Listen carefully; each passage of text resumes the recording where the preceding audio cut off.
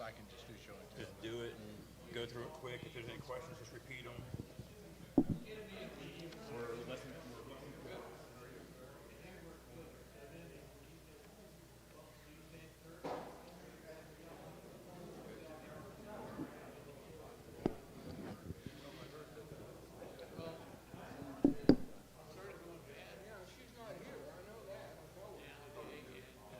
One more person coming. Can we wait for? Guys, we got about 3 minutes and we'll be starting here soon, so.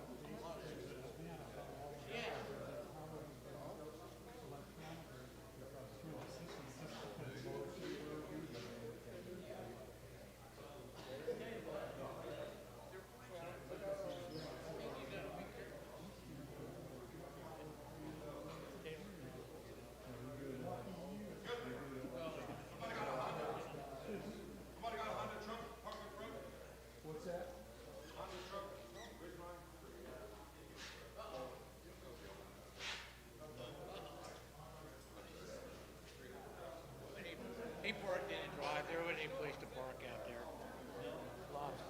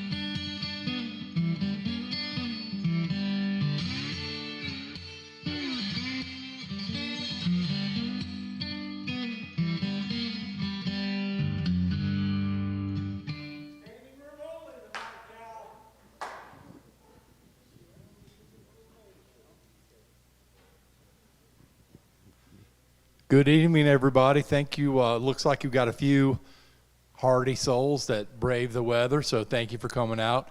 And thank you, whoever's out there watching on Facebook or YouTube. Thank you for joining us. But in case you all can't see, it's a pretty small meeting tonight. It's going to be a little different. We had a program tonight that was scheduled, and they decided to postpone because of the weather. So tonight the meeting's going to be a little different, and if you all don't mind, we're going to kind of buzz through things pretty quickly tonight, and at least I hope so, which you all know I like to do anyway. But we're going to have some of our leadership people come and talk about some of the things we're doing in the guild this year, some of the things that are going on, new positions, different different groups, things like that. So stick around, you won't want to miss. And I don't even think we have any cookies tonight. So, you know, you don't even get the reward for coming out. You can get a double cookie next time. Just don't tell anybody that I said so. Ron, do you want to come up the first thing? In fact, do we have any first-time visitors tonight? Any visitors? Hey, welcome. Awesome. What brings you to the guild?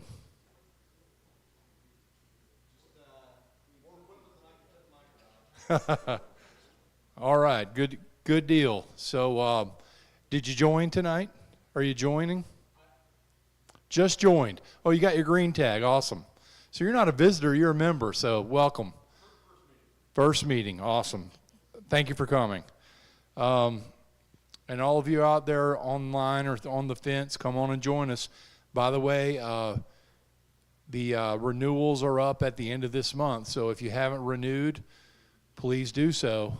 So Ron, do you want to come up and talk about the elections upcoming? Yay, Ron. Kept my hat on in case somebody asked me to leave. As you know, every April we have a business meeting where we formally elect half of the board of directors and half of our leadership committee members. Right now we have a pretty full slate. We're still looking for 1 or 2 spots to be filled. I'm going to try and go over this from memory. Our treasurer, John Steyer, and Secretary David Roth are up for re-election this year. They are both rerunning. As far as LC members, we are electing a programs director, and Tom Weiss has agreed to fill that position or to run for that position. Events director is changing. Matt Nowak has agreed to do that, and Terry Johnston is going to run as his assistant. That'll be elected in April. And I think that's all of the directors that are going on. Is that right, Craig? That's what I thought. Okay, so we've got 2 directors, 2 LC members, and then we're going to have some other board directors or board and LC changes that we'll talk about a little later on. All right, thank you. And we will send out, just like we have the last several elections, we'll send out electronic voting. And then if you don't vote online, we'll canvass the group when we're here to complete the elections. But that's in the April meeting, so 2 months from now.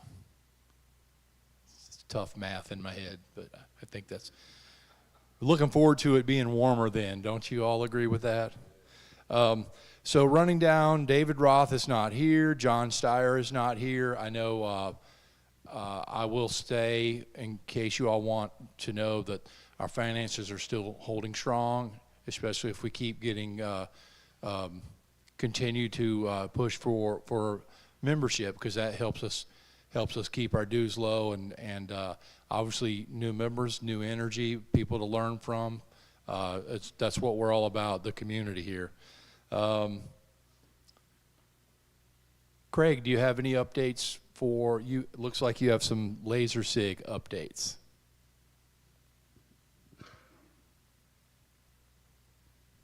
Thank you. All right.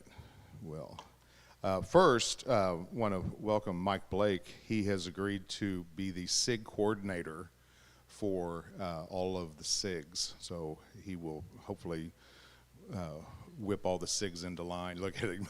He's nodding his head no. But he will hopefully get all the SIGs in line so that we can get the information out to the members faster.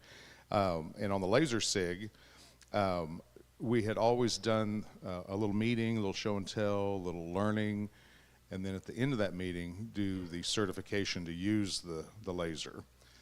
And our last meeting, we had a bunch of people that's all they wanted to do was just get certified. And, you know, after them sitting there for an hour and a half, like, oh, well, we got to go. We can't stay. So we've decided that we're going to do the certification concurrently with the meeting.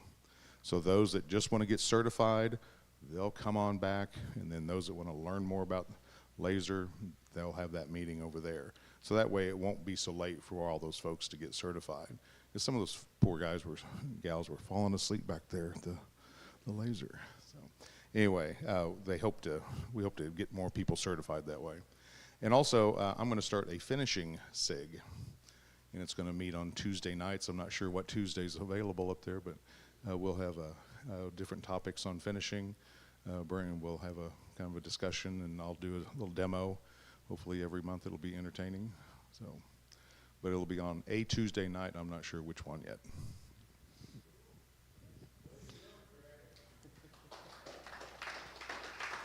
I like finishing as long as it's shellac and wax. That's what I can do. I don't want to try anything else. Moving on down, for the newsletter, wanted to remind everybody, if you have something that you are interested in, something you're working on, please submit an article. We'd love to see it. Show some pictures of your work, things, how'd you organize your shop. If you go on vacation and see, like I did, I don't know if you saw the newsletter, but I got a pretty amazing opportunity to go to Hong Kong for a week. My wife and I went to visit friends, and we did go to a museum and saw some Chinese craftsmanship, you know, from 1,000 years ago. It's pretty amazing. So I have pictures of a few of those if you guys want to see. But that was pretty amazing. So in the library, we do have magazines available. Don is here. We don't have any out, but if you're interested in magazines, come on back and see Don. They're the typical deal, 25 cents a piece, 5 for $1. Great price. Probably don't have any books for sale tonight, do you? We have a few books for sale as well, so probably some good deals to be had. Want to remind everybody that we are on social media, so if you are so inclined, please check us out on Facebook. We have a Facebook page and a Facebook group, which are a couple different things. Instagram, we have an Instagram page. If you're on Instagram, please tag the guild. Love to see traffic to the guild. I think it would be also good and highlight other people to see each other's work. It's just kind of a mutual encouragement, and people out in the community might be able to see what we're offering. Also, YouTube, our YouTube channel has got a lot of great videos on it. We put our skill builders, usually our monthly meetings. So if you have that program you missed, you can go back and watch it. And if you haven't subscribed to the page, please do that. But we are up to 535 subscribers, so we're getting a little bit here and there. So we'd love to keep growing that community. Chris, do you have any AV or YouTube updates? Nothing tonight. You did write down there we've gotten 15 new subscribers to YouTube in the last month, so that's awesome. Membership. I know Jim's here. Carol's not here, is she? I know we are pushing out there to get the renewals out there. Let everyone know, and I don't want to overstep my bounds, but we are working on a method of payment to spread the payments out over a time period instead of the single payment, and that will also work for classes as well. So that will really kind of be nice for people to spread things out. When you think about the guild being joining the guild being less than $20 a month, that's an amazing deal. But sometimes when you have to write a $200 check, that doesn't always feel great. I know that feeling. So we're working on that. Even though we think it's the best deal in town, nice to give some flexibility on payment. So I think that's going to really be a good thing. We are at 918 members right now, but we need everyone to be renewing. Safety committee meets the second Wednesday of the month at 7, and the next safety orientation, some of you might want to know that, is March the 9th at 3 p.m. And new members that want to get certified, that's the time to circle on your calendar. And I think, Steve, you've got some things you want to share afterwards, after the break. Rough to Ready, there's lots of classes available. Again, John is going to come give an update on Rough to Ready after the break. As far as sponsorship, Dwayne is here. He's got a lovely table full of gifts back there with his trusty assistant, Megan.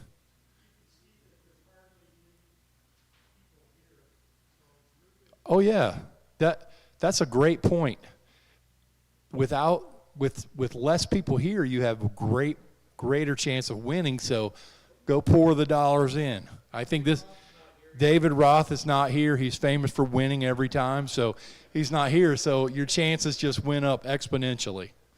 So, yeah, go check out those, and thank you for our sponsors that donated those materials. So training. Rich is not here, but he does have a slide. There are a lot of classes that are, so the March 9th beginning wood inlay, I think a lot of these are full. March 11th and 12th and 13th is project finishing. That released on 2/18. So do you have spaces left there? Oh, already full? Okay. Shop workbench class just got released. Is that one full, or I don't know? Not full. Okay. So if you need a workbench, I mean, that's foundational to a good shop. That's a great opportunity, and Kevin does a great job with that class. So April 10th through June 12th is the next round of basic woodworking. That releases on the 25th, so keep your eyes out on next Tuesday, along with hand tool woodworking. That releases on 2/25. And on April 10th, garage shop income with stone. I'm not sure of what class that is, but that releases on March the 4th. Introduction to scroll saw, that releases on March 11th. That's a great day because that's my birthday, so that's going to have to be a great class. Introduction to Vectric V-Carve Pro, that releases on 3/11 as well, and that's done by Dan Rubidoux, so that's a power carving class. So CNC? Nope, that's CNC. Is on the wrong line. Uh-oh. Says Dan Rubidoux on my sheet. So I don't know what V-Carve is. I'm not a CNC guy, so yeah. Well, I know what it is now. I'm just telling you, I'm pretty ignorant. I was ignorant before those items, so joke's on me. Chris tricked me. And the skill builders, March 1st, building a wooden mug by Tom Vici. April 5th, slab flattening with a router. Mike Blake, that's a cool skill right there. I'm looking forward to that because I know what that entails. I've seen the videos of building the sleds and all that. It looks like an amazing skill.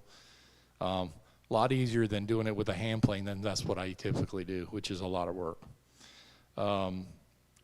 Assembling a personal toolkit by Dave Kratz, May 3rd. I'm sure that'll be popular anytime Dave is teaching us. That's usually an opportunity to really listen in. June 7th, Introduction to the Martin Saw. That's a reprise, Chuck Saunders. So that'll be a great one too. I'd love to learn how to use that. You can take those big flattened slabs and then cut them to size on the Martin. So some good training.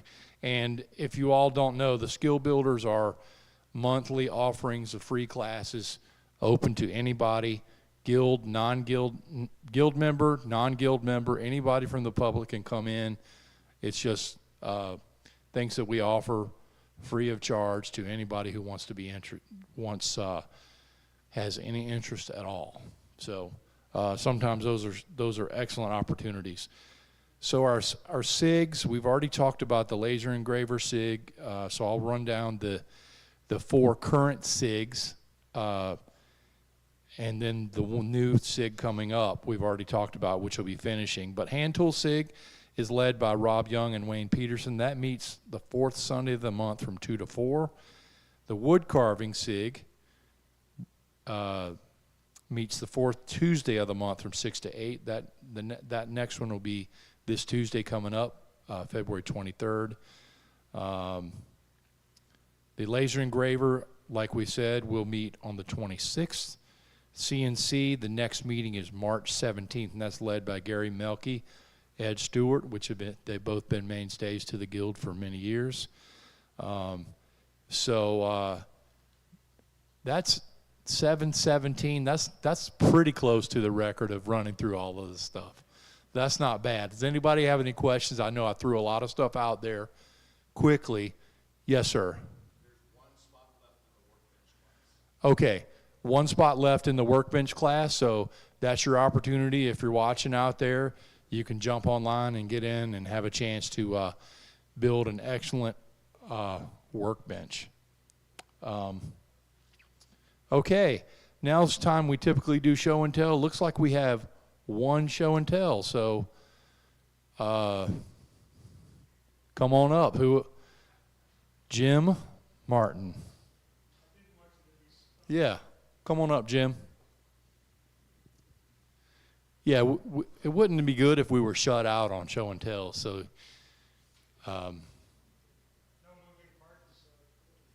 all right, we only have one microphone up, so I'm going to have to share this with you. So tell us what you've got. This is for cutting your sandpaper. It's a hacksaw blade on a board with lines on it. So you line up the edge of your sandpaper the width you want it, slip it underneath the hacksaw blade that's held up by two thin washers, and slice your sandpaper. I only regret that I didn't use Odie's oil on it. So there you go. That's it.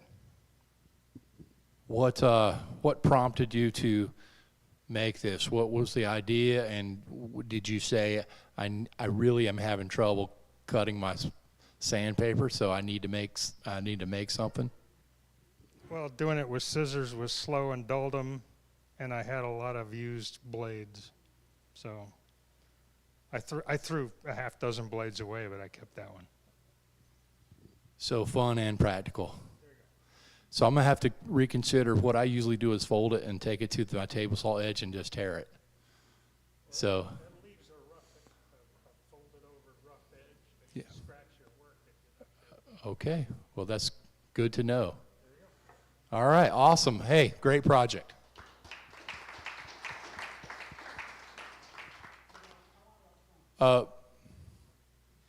What do we have?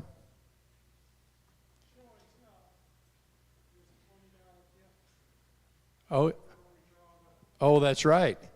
Look at that. $20 gift card. One chance out of one. Man, you hit it. You hit it on a good night. Good job. So we typically take a break now, but we don't have any snacks. We have a soda machine. So quick poll, do you guys want to take a break or do you want to keep going? Who says yes, take a break? All right, that's 2 out of 30. So we're going to keep rolling. So I'm going to turn this back over to, we have several people that are going to talk a little bit about some of the things going on. We're going to have Steve come talk about some safety items. John's going to come talk rough to ready. I think Ron, you're going to come talk about some of the board positions. And so who wants to lead that off? Steve? Come on up. Thank you. Great job, Cal. Thank you, as always. He's moving that right along. So, and by the way, we're glad you're back in the States and that you had a great trip. So, very good, very good. Well, good evening, everybody. I have just a few comments, and one of those would be just a little bit of bragging on the Guild Safety Program. But and I know we have a small crowd here, and I'm hoping that there are a fair number of people who are actually watching online as well, because I do want to talk about these items here and context around that. So I'll start with that.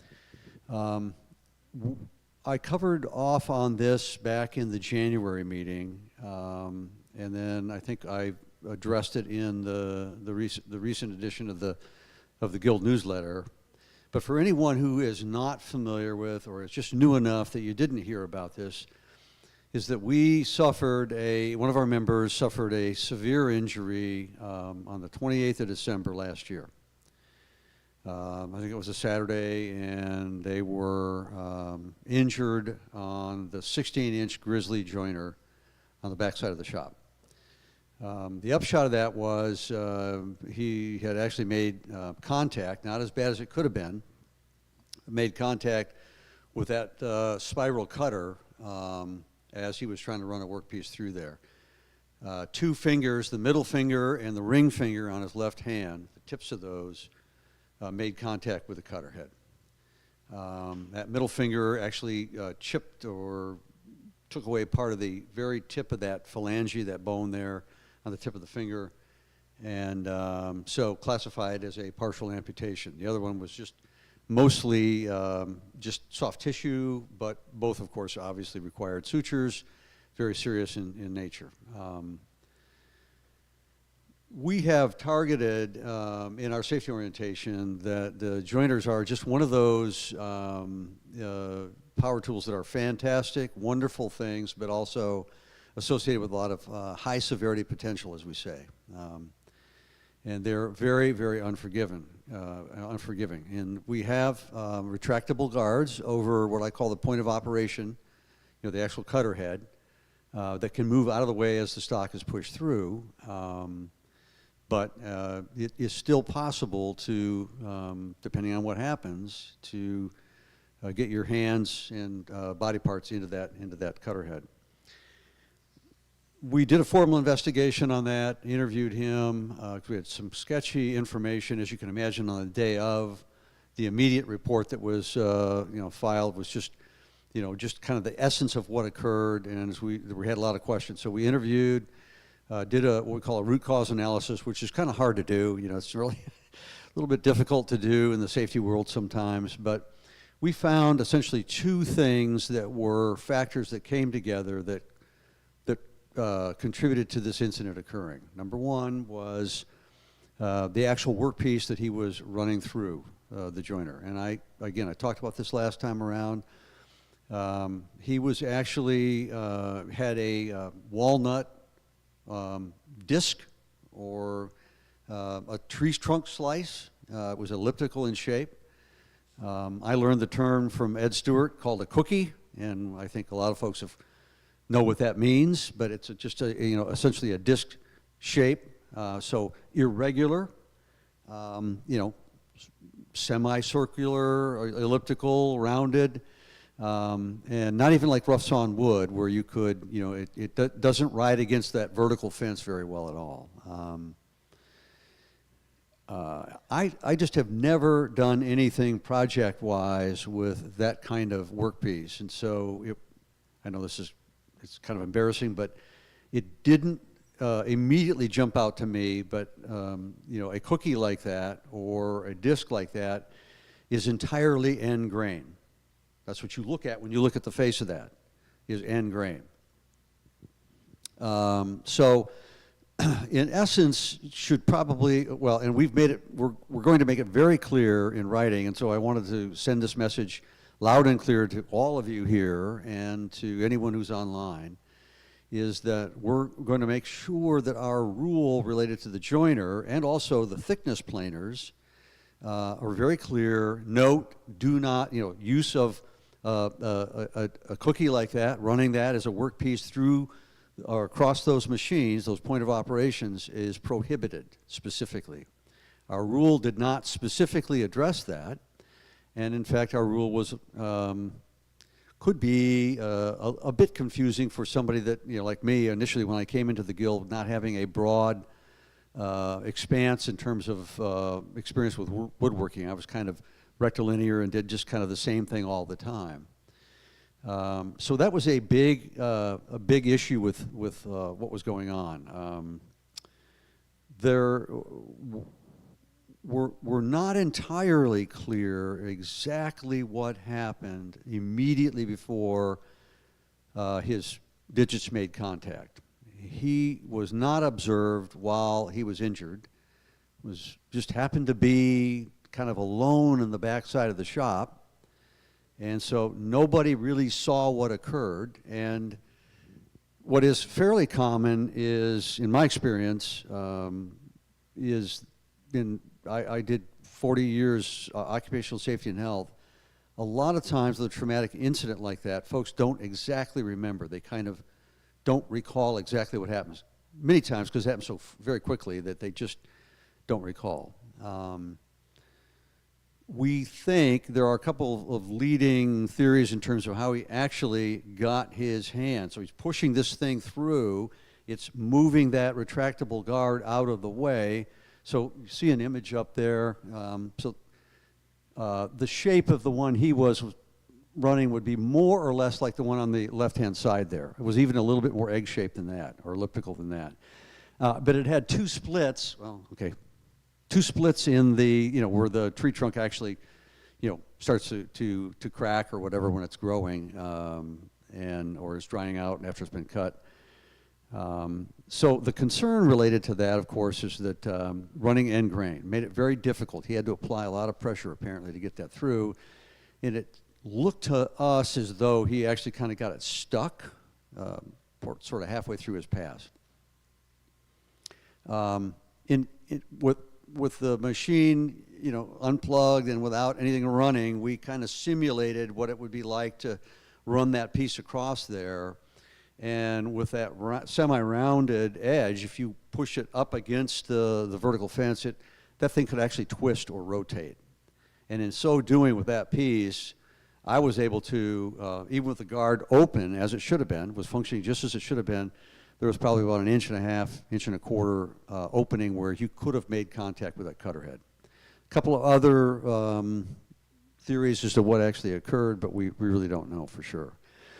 The other big concern, which I was completely unaware of, is that with cookies like that, and I was just at Bloomer's Hardwoods just on Monday before the storm came in, and talking to Lester, anyone who knows Lester, his number one thing immediately was with cookies like that running through a joiner or across a joiner is that they'll actually break apart or explode. And it was Craig Arnold and Ron Haw both shared experiences that in their past around seeing that kind of thing or learning about that kind of thing occurring. So for those two reasons, we want to prohibit the use of or the running of that kind of a workpiece across that joiner. Now the rub is that when we interviewed him, he indicated that he wanted to kind of flatten and smooth out one side of that. There was some real rough sawing stuff where either at a sawmill or chainsaw, he's trying to get down below that to kind of smooth all that out. He had started out trying to run it through one of the thickness sanders, but that was just taking too long. Mistake, of course. But he claimed, and he told us that he happened to talk to another member prior to all this and talking about how to set it up and what to do, and that member suggested, well, I've run pieces like that across the joiner as long as it fits. So now, we don't know who that person was, but if we take him in good faith that there is some misunderstanding around running that. There's folks out, of our 918 members who feel like it's okay to run a workpiece like that across the joiner. So we want to make it very clear that that is not the case. So you'll hear me, kind of beat that drum from time to time in these meetings and in other, like remember these are things that you should, be aware of as you go forward. So for two reasons. One is the end grain and the issues related to that, and the fact that that particular piece going through that machine in that way is not necessarily stable, and probably as important is something like that can actually break apart, which if that occurs, obviously really a problem with that guard is out of the way, something breaks, And now your hands or body parts are like right over that cutter head. And all that can happen very, very quickly. So I'll stop. Roland's got a question. Roland. Also, we have a lot, I've had some people try to run ingrained butcher blocks across there. That's one. And Mike was going to be teaching a class how to set up a router jig. That's a perfect application for router jig. Yep. Thank you. You actually stole some of my thunder, but that's great. So in addition, you will see in our new edition of our safety rules, when we finally get that thing done, we'll also reference cross or end grain cutting boards or end grain chess boards, or I've never seen anyone do that, but I know that that probably is something that someone has thought about doing based on the kind of wood that they're using. So, and it not just the joiner, it's also the thickness planers with that thing breaking apart. We don't want that in either case. So, with end grain cutting boards, chess boards, cookies, where it is all end grain, the only options you have would be here in the shop would be the thickness sanders or the wide belt sanders. And I just recently learned about a router slet, that is exactly how some folks actually will do a pretty good job of smoothing that out. So I'm glad to know that we have a class or instruction related to that, and I think that'll be helpful. If I can make it, I'd sure like to see that operation as well. So, and if that is the case, if anyone has a question, would like to do something other than run it through the sander, then, as I always say in the safety orientation, who do you call? And it's not Ghostbusters, it's going to be your shop foreman who can help guide you on applications that would be safe, okay? So that was the first big factor. The other big factor was we found that the push block that he was using was, I would say, let me just put it this way, it was probably not in its tip-top shape. It was not the best design, not in great shape, okay? And some of the other ones that were around that are staged over there by the 16-inch joiner, which is what he was using, were also not in great shape. So what you see here, and I'm going to pass these around, an example, we'll start them through, are two designs. The safety committee has taken it upon itself to try to design and build a more robust and kind of a better mousetrap, a better push block for use around the joiners. So, and in particular, the person who's led that effort on behalf of the safety committee was John Sloss. So I think he's done an excellent job. So.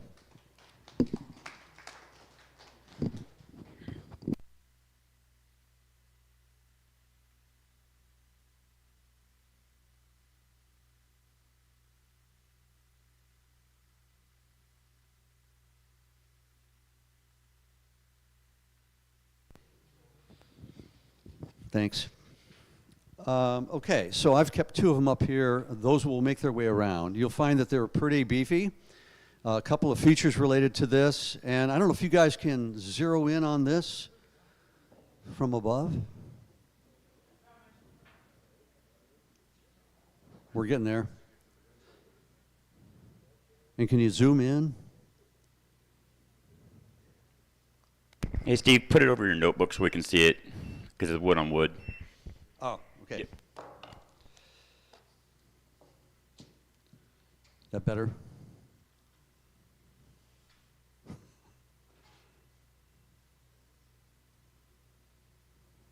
Hang on.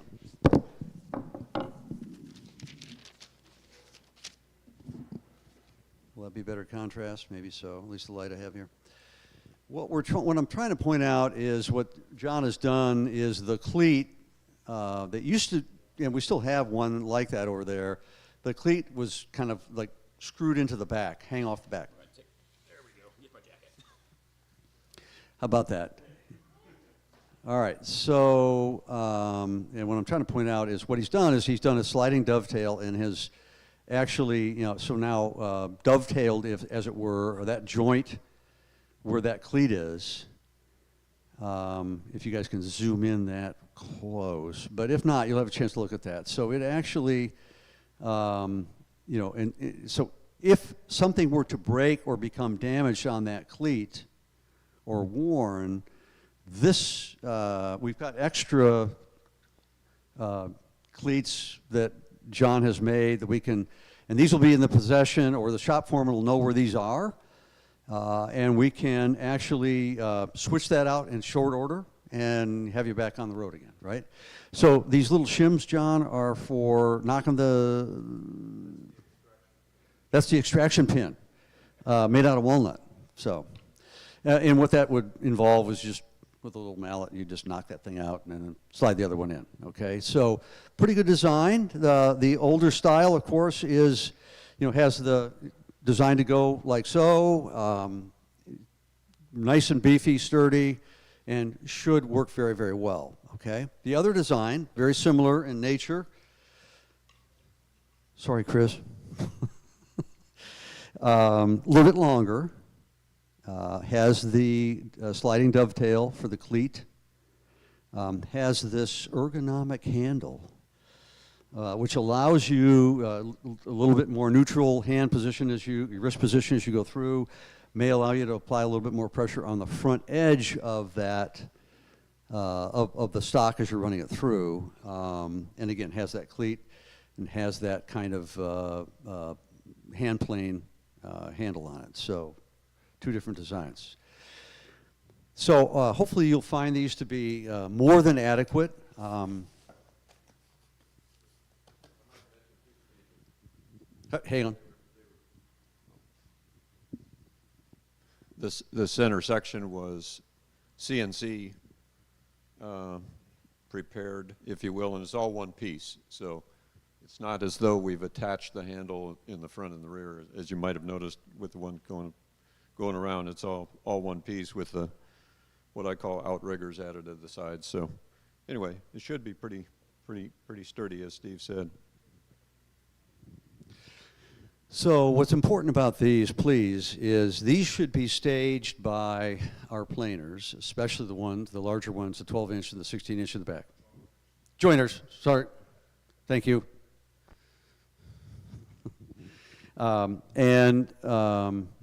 And these are, we really would like you to use these to run your stock across the joiner.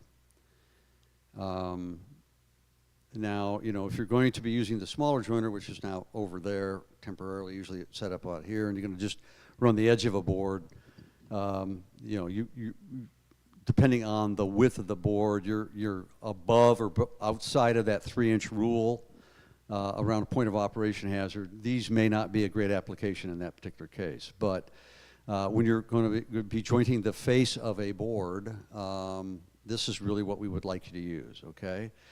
If you do not, if you have a piece of stock and you're going to run it across to joint the board, and you don't find one of these staged by the jointers, please don't just proceed. Look for these, and if you can't get any satisfaction, talk to your shop foreman. The safety committee is going to, we're going to try to endeavor to have plenty of these extras so we can keep these things in service if they get damaged. I think we had one of our early models of this, somebody dropped one of these and cracked that. Is that right, John? Yeah, cracked this, and so we had to quickly replace it, but again, get it back on the road as far as that goes.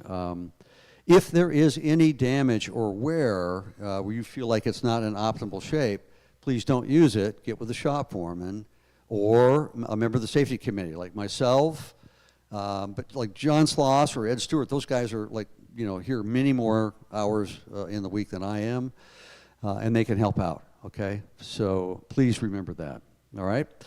My thanks. Let's give John a hand because he and Ron Lomax worked on the design, but he really kind of pushed that through with the help of Ed Stewart on CNC, and it's I think we've come up with a really good product there. So really great around that. All right.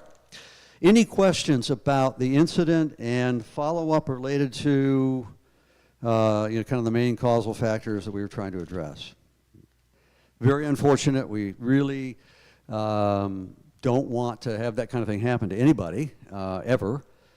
But just trying to make sure that we do a good job in terms of following up, learn from that, and make sure that we really reduce the likelihood that that will ever occur again, okay? Okay, my other thing I wanted to talk about, I've got a couple quick things, and then I will turn it over to John Sloss, because he's going to talk about Rough to Ready. I just wanted to take a moment to brag a little bit about the Kansas City Woodworkers Guild and the safety program. Now, in saying that, you know, whatever I'm doing now in terms of kind of leading the committee and kind of being the voice of safety and health for the Guild is, you know, standing on the shoulders of a lot of other pioneers, a lot of other giants who've actually developed the program. John being one of those, and others who, you know, Mike Jones, when I first came on board, who've really tried to move this program forward. But got an email, and Chris McCauley was also involved, he's part of this equation as well, but I got an email probably about 3 or 4 weeks ago where from a director of a small college in Delaware, I believe, if that's right, Delaware. And it was, I don't know the name of the school, but it was, he actually was a director of a sculpting program. And that sculpting program, he has his students, they'll do all kinds of mediums. So wood, and they'll, you know, granite and metal and a variety of other things. And so they have a fair number of shop, so table saws, joiners, sanders, crosscut saws, that kind of thing. And they try to be very conscientious in giving safety orientations to any of the students that are going to use that equipment, that if they don't have any experience related to that. And part of that, of course, is to kind of refresh them by the use of safety videos. And so this individual said, hey, I've looked out on the internet or on YouTube or whatever, and this really kind of surprised me. I shouldn't be entirely surprised, but I felt really a sense of pride related to that. He said, by far and away, the Kansas City Woodworkers Guild's safety videos are better than anything else that we can find out there for our application. So I thought that was pretty cool. And I will just quickly say that I think that the way we do our videos, we owe a lot to a couple of individuals, several individuals actually, but two individuals in particular. One would be Bill MANTEA. So anyone who knows Bill, he is actually a videographer. That's kind of his, one of his passions in life. And so he does all of the filming for us, and he's really fun to work with. He's very good at what he does, and he does all the film editing and all the graphics and a variety of other things. The other one I would say is Ron Haw, who is Ron, and but he is one of the backbones of the Guild, but he has a lot of energy and passion and has helped us with kind of developing a script template and has written a number of those himself. So a lot of the videos that are out there, the actual content, much of that was written by Ron. I've written one or helped with write with one, and we'll be soon working with Ron Lomax on another one. So I think that, you know, the fact that somebody recognized the quality of what we try to produce is really largely due to those two individuals. So I want to thank them very much for what they've done. In addition to that, a whole host of individuals who have actually served as the talent for our videos. Mike Blake, who is now, or will soon be, our SIG director, is that right? The SIG czar, that's what you are? The SIG czar? Okay. But Mike was starred in one on personal safety and our general shop rules. So we've got a whole bunch of folks who've actually starred in these videos and have done a really great job. So we've got several that are available. You know, I don't know how Chris, so what I did with this individual who said what he really wanted was, hey, you know, complimented us on the quality of the videos, but he's like, could we get access or somehow get where we can use and show these things? And so Chris doing what he did made it possible for them to get on our YouTube site or whatever however that works. So. Yeah, I'm working with him on that. We should sent him email about it and voicemail the other day. Anyone else who's needing the safety videos, they are on a playlist on our YouTube channel. So you go to the YouTube page, up at the top of the link, there's says playlist, and you can see all of our safety videos. You can also see all of our past SIGs, and all of our monthly meetings are in different playlists. I just wanted to add, you may not know this, but just this week I got emailed by a professional cabinet shop in the area, and he asked if it would be okay if he sent all of his employees, his younger employees, to become members of the guild, just so they can go through the safety orientation. So. Yes, that was, wasn't going to mention that because the safety committee is not really enthused about that opportunity, but we'll see. We're going to explore that. But yes, had gotten that. I didn't have a chance to talk to you about that actually. So, okay. So just a moment to brag, and again, thanks to all those who have had a hand in doing that. Again, especially to Bill MANTEA and to Ron Haw.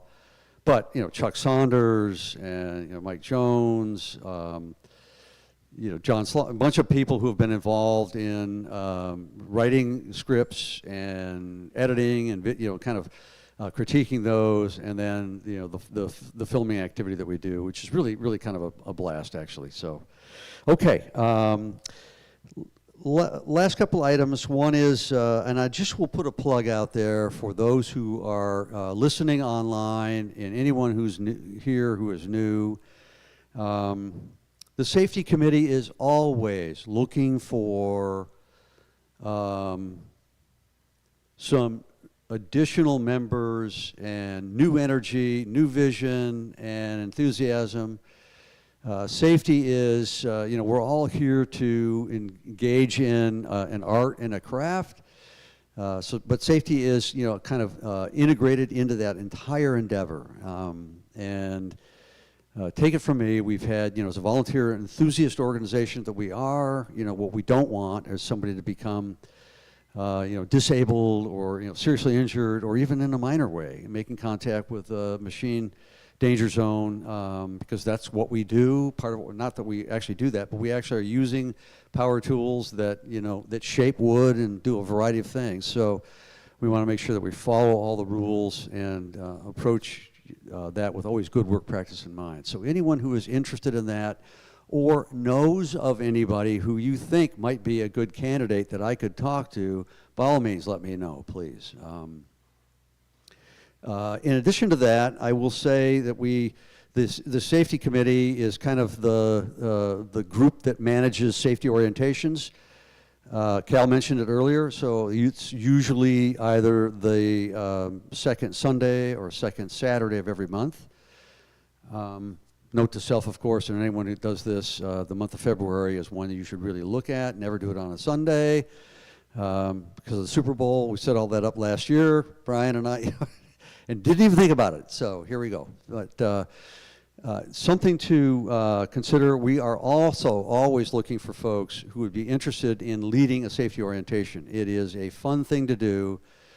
We have essentially all the content and all of the handouts and a variety of other things ready for you to kind of plug into that. You don't have to be a member of the committee. And all you really have to do is kind of audit one of the sessions that I give or that one of the members of the committee gives. We can set you up for a month, and you won't necessarily have to fly alone, so we can always do that. So anyone who's interested in leading one of those sessions, you know, by all means, please see me. And I may step up and ask folks, hey, are you willing to give it a shot? Mike Blake. No, sorry. All right, lastly, I just wanted to, I was going to mention this, I think Cal already did, but the Martin sliding table saw, we did have a skill builder last fall, and I was unable to actually participate in that. I had a legitimate excuse. Chuck has taken the time to kind of sort of orientate me a little bit around that machine. But was that in May? I thought it was in May. Is it in June? Chuck? In June, the first Saturday in June? Okay.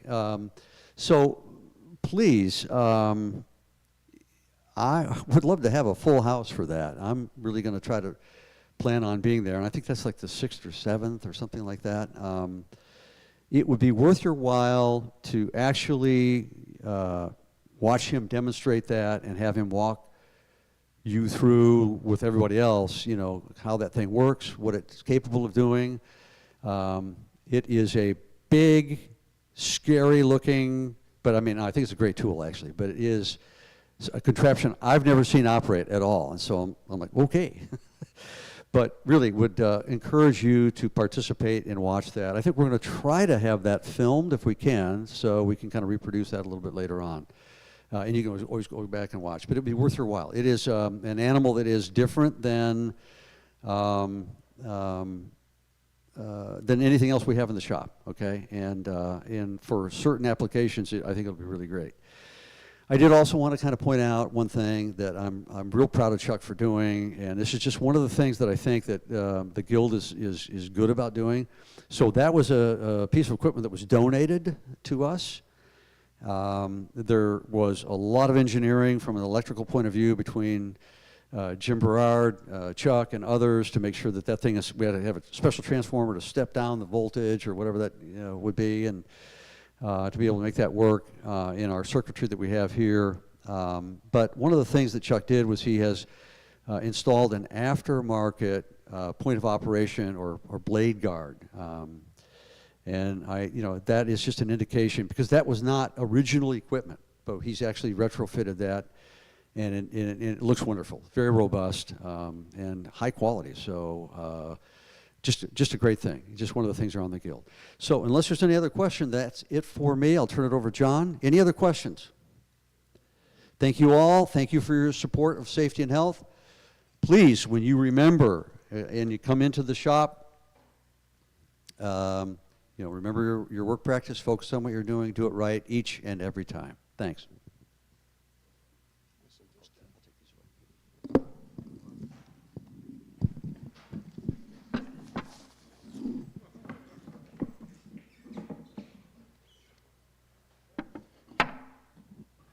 Well, what I wanted to talk relative to Rough to Ready tonight is we need additional, and would love to have some of you as members.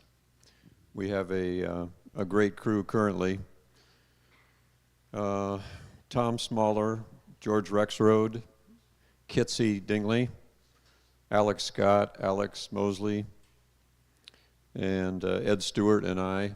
Ed and I are currently co-coordinators of Rough to Ready. And we're supported also behind the scenes by Brian RORABAUGH and Alex Mosley, one of our instructors as well, as far as online technical resources.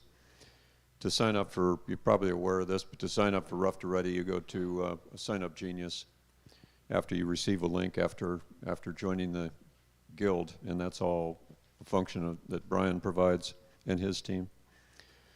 But Rough to Ready is an alternative, for those of you who may not know the details, an alternative to the safety orientation that Steve talked about. In that, in the class, you're introduced to 10 of the most commonly used woodworking machines that we have here at the Guild. And in the process of instructing, you teach the students not only the basic safety rules, or all of the safety rules relative to the operation of that machine, so that they do operate it safely, but you also, the student leaves with a nice little box, 5x9 box with a rabbeted lid and mitered corners and such. So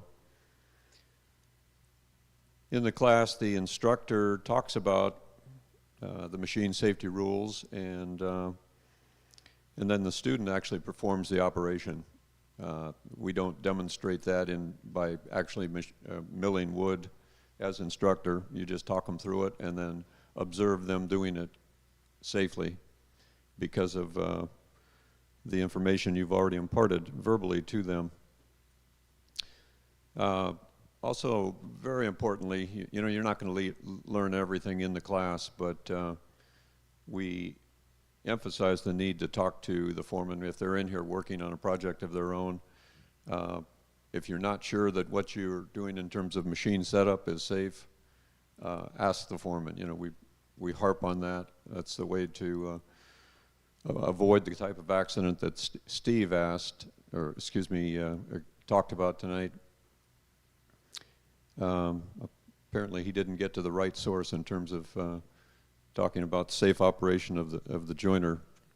So I think everything we as members and instructors and foremen, everything we can do to make sure that the right questions are being asked when somebody is in doubt in terms of how to operate a machine safely, the better off we're going to be, of course. So how do you become an instructor? First step would be to shadow or audit another instructor conducting a class. We ask that you do that 2 times typically. Based on your experience level, it might just be 1, but typically you'd follow another instructor 2 times through a class.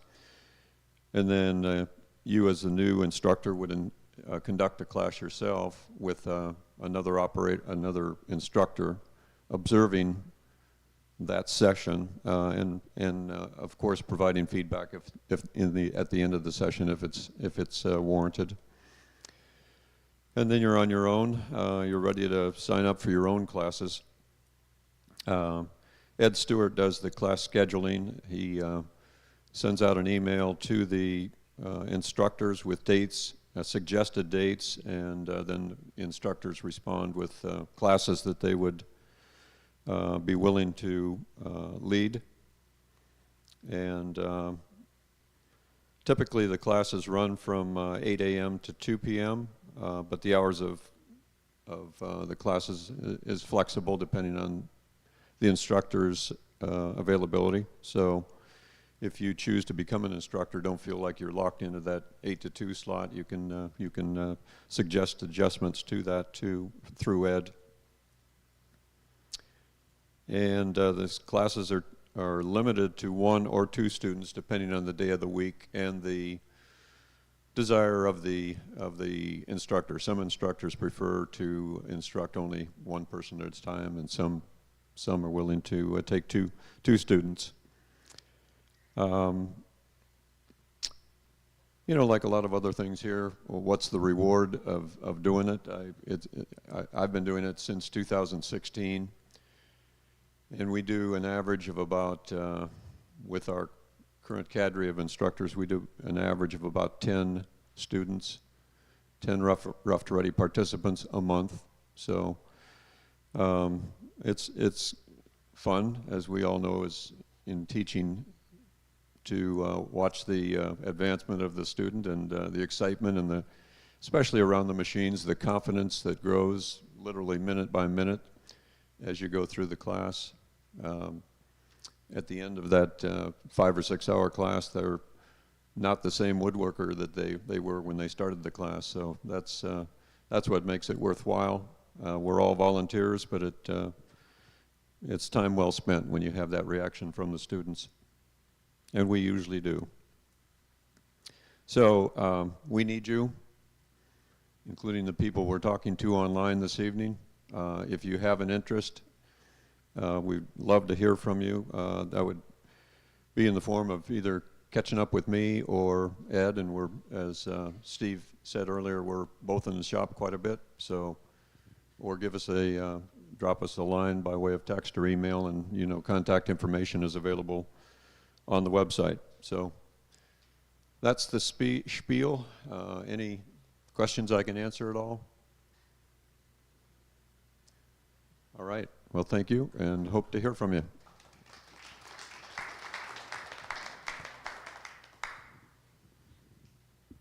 Thanks, John. Thanks, Steve. You know, we found out yesterday that the Flourish folks weren't going to be able to come tonight, so I called Steve pretty short notice and asked him to put on a presentation tonight, and I asked John yesterday afternoon. Steve told me he wasn't sure he could come up with 10 minutes worth of stuff. So, to prevent everybody else from taking too much time, we're going to be passing out we've got somebody that's going to go through the crowd with a bag of some rotten tomatoes. Feel free. So what I want to talk about for just a minute, and then I'm going to bring Brian up. Over the past couple of years, it's become more and more obvious that some of the directorships, some of the guys are a bit overloaded, they overcommit, they can't find the time, they actually have jobs, they're not retired like a lot of us are. So we've decided to expand the board of directors a little bit, and we're adding 5 directors to the leadership committee. And those guys are coming in. And the way we're going to work that is Brian RORABAUGH's position in all of this has been liquidated. So we no longer have a director of communications. So to keep him quiet and happy, we've promoted him to a board position. Brian is now going to be the vice president of information services. Did I say that right, Craig? Okay. And then we're adding 5 positions, which Brian's going to talk about in just a second. So nobody's throwing anything at me, I'm going to let Brian come up. And Brian has accepted, and the board has approved his position. We are on these new director positions. For the first year, they're going to be appointed jobs. Starting in 2026, they will become elected position and fall into the sequence of the 50-50 with the board and the LC. Half will be elected every year after this year. So one thing I did not mention earlier, we really need an assistant director of programs. If you have any interest whatsoever in doing that, please see me or Craig or Tim sitting in the back there minding his own business. But all 3 of us would like to get that position filled. It's a tough job, and it means getting somebody up here every night. The program's job is the guy, or is the individual who brings in our programs every month. So when we have speakers, they're responsible for doing it. And it's not one of those things you can say, well, I didn't find anybody this month. You have to have somebody. So it's, it's a job. It takes a little bit of time. It takes a little bit of effort. Tom Weiss is going to take that position over as the director, but we really like to have him have some help. So if you have any interest whatsoever, if you've been around a lot of years and haven't done anything, now's the time. Brian?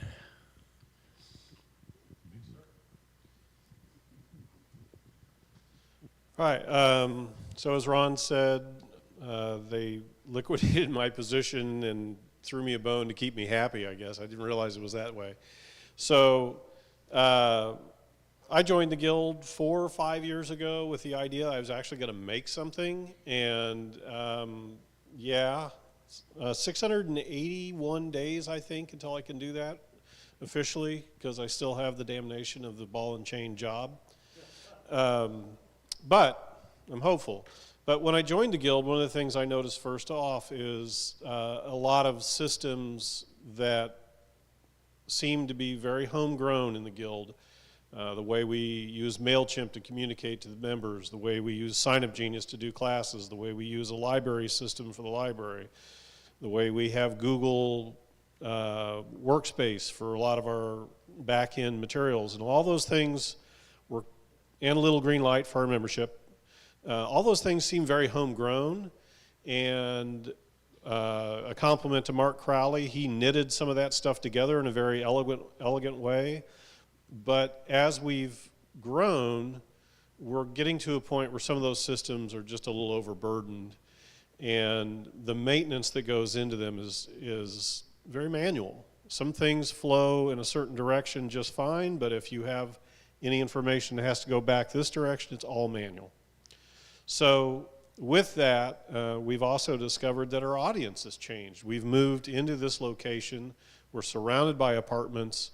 Our experience at First Fridays showed us that a lot of people that would like to be members don't share that hair color that we all color in. We're seeing a younger clientele. We're seeing people that literally told me, I sit around and watch YouTube videos constantly. I want to do this. I don't have a place to do this. I would love to join.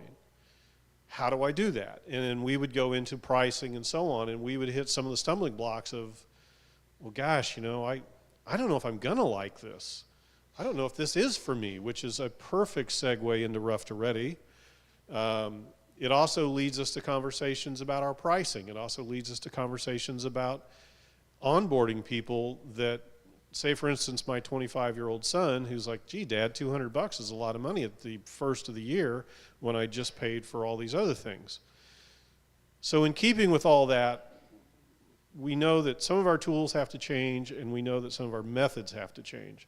So what the board has asked me to do is have each of you hand me $100 tonight. No, I'm kidding.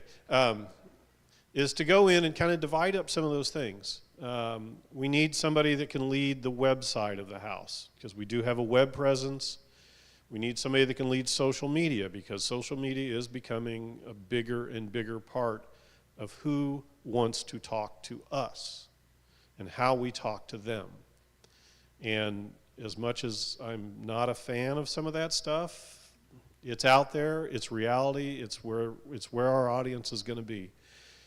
Again, First Fridays pointed out a lot of that to us with the fact that we had to post things out there to let people know we're out there and to connect to a huge audience. I mean, the First Fridays audience, I think, off Facebook was 22,000 people deep. And, you know, just reaching out and saying we're here, because to me, in the old location, we were such a great, best-kept secret treehouse in the woods.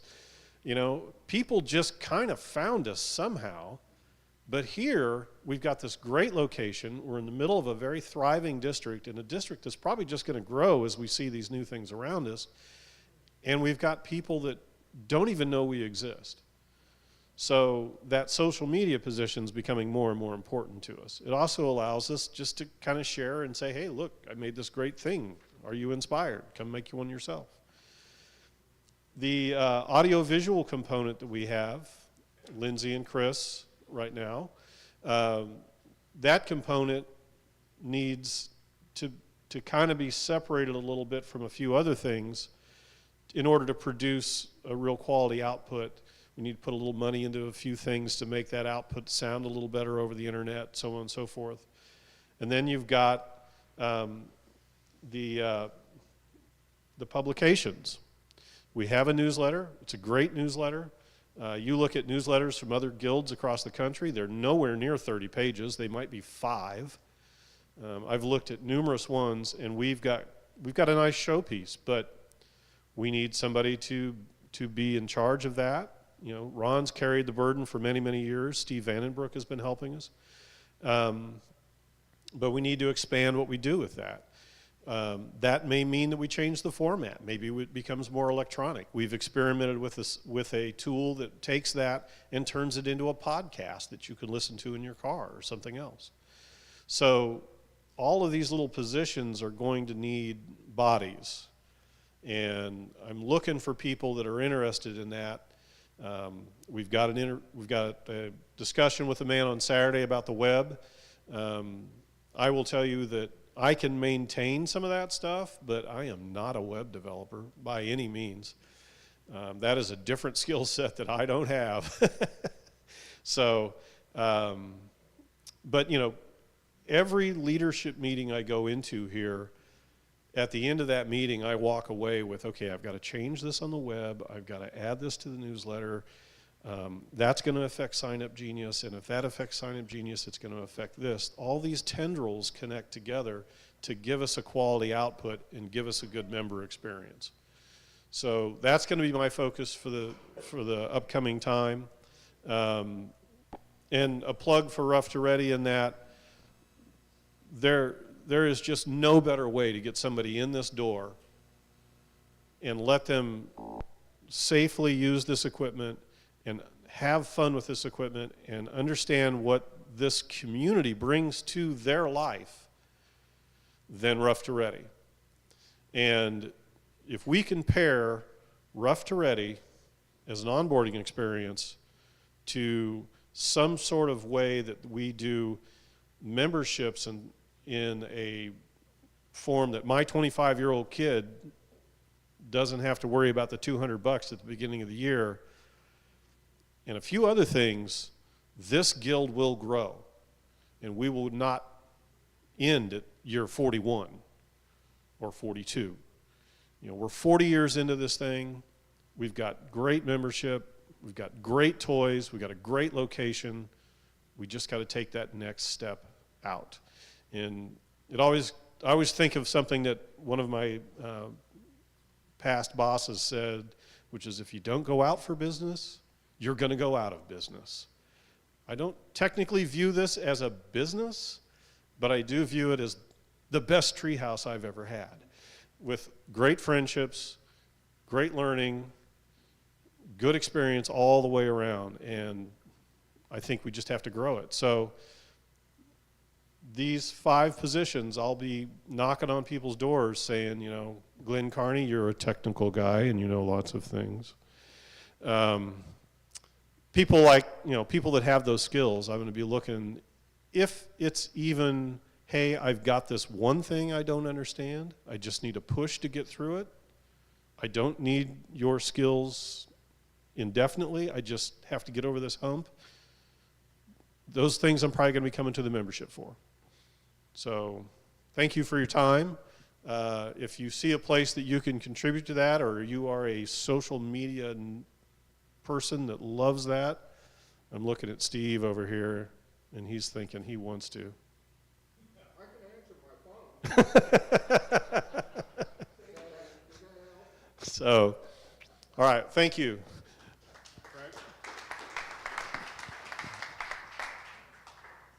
Thank you. A couple of things. We are going to participate in First Fridays again this year. The first one is April 4th, and we are going to have the shop open for sales. But unlike last year, we're only going to have the shop open 3 times through the year. We have the first one and the last one in October, and one in the middle, probably June or July, or June or August, because July is July 4th, the first Friday, so I don't know how they're going to do that. We just feel that's kind of a burden on the shop, getting it set up, torn down, put back together again. It does take away an open shop evening, so we want not to do that to our members who do rely on the shop on a Friday night to come in and use it. We are, instead of our little booth or little alley table we had, if any of you went to the Artist Alley, we had a little table set up when we passed out little flyers with a map to come up and see the shop. We hope to get a tent down on, is it 19th Street between Baltimore and Wyandotte, with a 10 by 10 tent where every month we will exhibit members' work and sell it, and also solicit memberships there as well. I think we'll have a bigger reach by getting out to those prospects in that tent area instead of in that alley area. So I'm still waiting on that. Those tents go pretty quick, and since we are a sponsor of First Fridays, I hope we should be able to get a tent down there. I mentioned earlier about the finishing SIG. After this meeting, if you all have a topic that you want to see covered, I'll do some research and bring that as a presentation to some of the future finishing SIGs. So if there's a problem you've been having, or if you want to see a new product or a new technique, come see me and I'll work on something to present at the SIG. I've heard of Odie's oil, yeah. That will be a very short meeting. So, anyone else? Chuck, do you have anything? Dad? No? All right. Ron, anything else to add? Oh, and the raffle. Who wants to do the raffle tonight? You want this, Finn, you want this?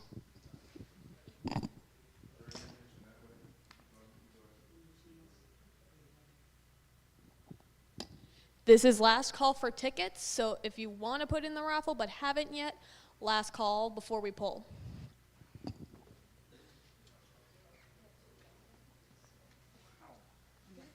Fancy.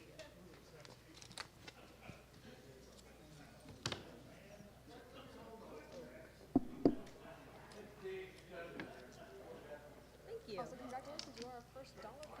Oh, thank you. How many do you want? I'll do $10. $10? How many? Here, wait a minute. So 7 of them. 3.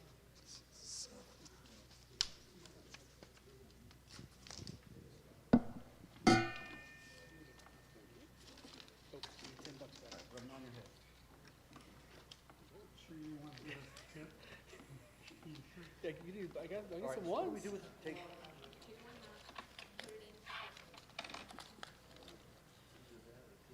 good stuff?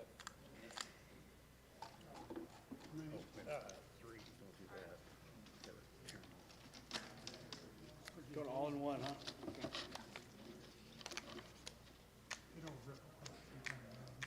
Okay.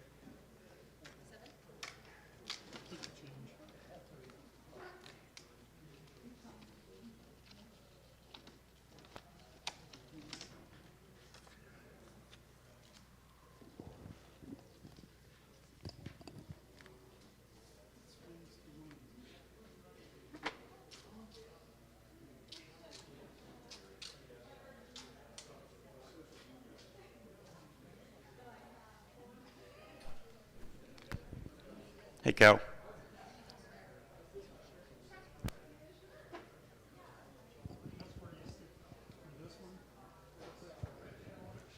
Okay, I think we're going to call the numbers here. No, Cal, we can go ahead and wrap up the meeting and then go to the raffle after we're done. Yeah, I Just think. go ahead and end it for online. Yeah, I think we'll thank you everybody for coming. We're gonna call the numbers right after we wrap up the meeting. So if you have something in there, please stay. But be careful driving home. Feel free to help us clean up. And I appreciate you all coming out, and I appreciate you all that are watching online. So thanks everybody. Have a good night.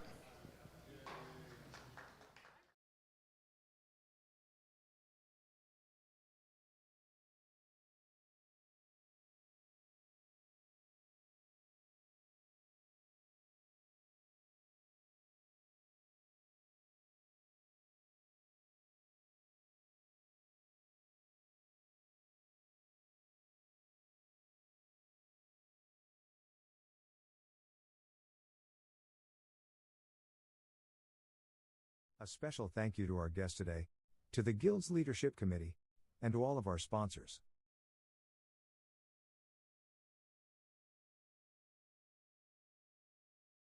For more information about the Guild, upcoming classes, and events, please visit our website kcwg.org.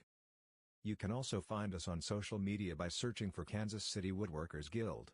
And remember to hit the subscribe button and ring the bell for notifications.